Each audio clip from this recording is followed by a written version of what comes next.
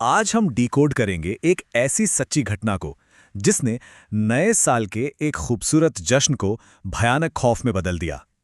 हम बात कर रहे हैं शिमला के कुख्यात 4 लेवल मेंशन की, एक ऐसी कहानी जो सच में आपके रोंगटे खड़े कर देगी।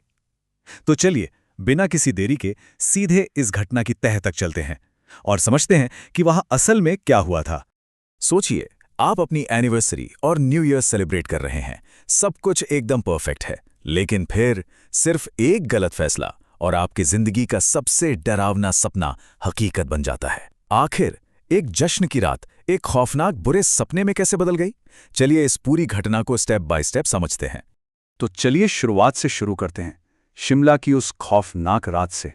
हुआ ये था कि मीरा और रोहन अपनी शादी की फर्स्ट एनिवर्सरी मनाने शिमला गए थे। दिन भर उन्होंने बहुत बढ़िया टाइम स्पेंड किया और फिर न्यू ईयर ईव की पार्टी में उन्होंने थोड़ी ज्यादा शराब पी ली।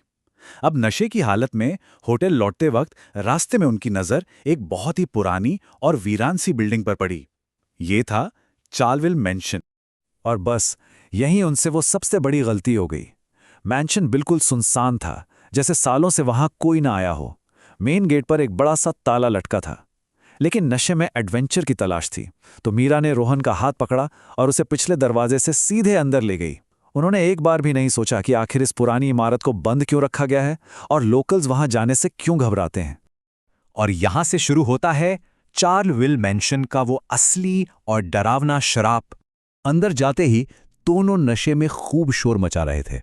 तभी उनकी नजर दीवार पर टंगी एक बड़ी सी तस्वीर पर पड़ी। वो एक ब्रिटिश परिवार की फोटो थी। पता है सबसे अजीब बात क्या थी? वो तस्वीर इतनी रियल लग रही थी मानो उसमें खड़े लोग अभी के अभी फ्रेम से बाहर चलकर आ जाएंगे। लेकिन मीरा ने इस अजीब सी बात को इग्नोर किया और उल्टे उस तस्वीर का जोर जोर से मजाक उड़ाने लगी। इधर मीरा मजाक उड़ा रही थी, लेकिन रोहन का नशा अब थोड़ा थोड़ा उतरने लगा था। क्यों? क्योंकि उसकी नजर पास रखे एक बहुत पुराने सोफे पर गई थी। उस सोफे पर ताजे खून के छींटे थे। अब उसे अंदर से एक गहरी घबराहट होने लगी थी कि यार, कुछ तो बहुत गलत है यहां, हमें फौरन यहां से निकलना चाहिए। और तभी उस भारी सन्नाटे को चीरते हुए ऊपर वाले फ्लोर से अचानक किसी चीज के जोर से टूटने की आवाज आई। दोनों सुन पड़ गए। सोचने वाली बात है, मेन गेट पर ताला है, घर सालों से वीरान है, तो ऊपर कौन हो सकता है? पर मीरा नहीं मानी और वो सच जानने के लिए तुरंत सीढ़ियों से ऊपर की तरफ भाग गई। अब जो हुआ उसने इस भयानक सवाल को जन्म दिया कि आखिर वो दूसरा रोहन कौन था। नीचे खड़ा असली रोहन मीरा के पीछे जाने ही वाला था कि उसे लगा जैसे पीछे से किसी ने उसे पुकारा हो। वो मुड़ा, लेकिन वहां कोई नहीं था। और ठीक उसी वक्त ऊपर के फ्लोर पर मीरा एक सड़े गले कमरे में पहुंचती है। वहां कोने में उसने रोहन को खड़ा देखा, लेकिन ये रोहन बहुत अजीब था। उसकी आंखें, उसकी पुतलियां एकदम छोटी थीं और चेहरे पर कोई एक्सप्रेशन नहीं था, बिल्कुल एक पुतले की तरह। जैसे ही मीरा ने पूछा कौन है, वो नकली रोहन पूरी ताकत से उसकी तरफ दौड़ा।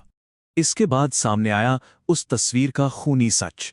उस नकली रोहन से बचकर मीरा जान बचाने के लिए सीढ़ियों से नीचे भागी, लेकिन नीचे पहुंचते ही वो एकदम जम गई। जिस ब्रिटिश फैमिली की तस्वीर का वो कुछ देर पहले मजाक उड़ा रही थी ना, वो पूरी की पूरी फैमिली एकदम जिंदा उसके सामने खड़ी थी। वो आत्माएं उसे लगातार घूर रही थी और अचानक उनमें से एक छोटी बच्ची हवा में उड़ने लगी और उसने सीधे मीरा का गला जकड़ लिया।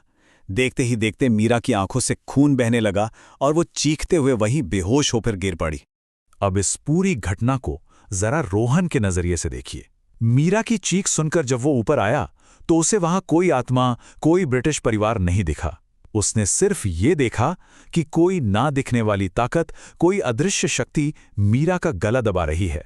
रोहन की आंखों के सामने मीरा तड़प रही थी, उसकी आंखों से खून बह रहा था। आप सोचिए, किसी अपने को एक अनदेखी ताकत के सामने यूं तड़पते हुए देखना और कुछ ना कर पाना, ये किस लेवल का साइकोलॉजिकल हॉरर है। इस भयानक रात ने पीछे छोड़ दिए कुछ अनसुलझे डरावने सवाल, क्योंकि ये डर सिर्फ उस एक रात तक सीमित नहीं था। होश आने पर मीरा खुद को होटल के कमरे में पाती है, लेकिन इस हादसे ने उसे महीनों तक गहरे मानसिक सदमे में डाल दिया। उसे बार बार ये हैलुसिनेशन होता कि कोई उसका गला दबा रहा है, जब भी वो शीशा देखती उसे अपनी आंखों से खून निकलता हुआ दिखता और वो पागलों की तरह उसे पहुंचने लगती।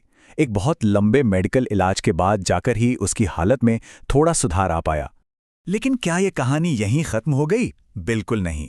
सबसे बड़ा सवाल तो आज भी सोचने पर मजबूर करता है कि आखिर उस ब्रिटिश फैमिली के साथ क्या हुआ था, उनकी मौत कैसे हुई, उस पुराने सोफे पर वो ताज़े खून के छींटे किसके थे और वो आदमी कौन था जो बिल्कुल रोहन जैसा दिख रहा था। इन सवालों के जवाब आज तक किसी को नहीं मिल पाए हैं।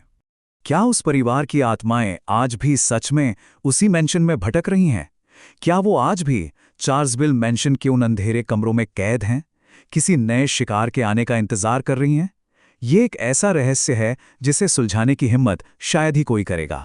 आज के इस एक्सप्लेनर में बस इतना ही, लेकिन एक बात तो तय है, एडवेंचर के नाम पर लिया गया एक छोटा सा गलत फैसला कितनी बड़ी और भयानक कीमत वसूल सकता है, ये घटना इसका जीता जागता सबूत है।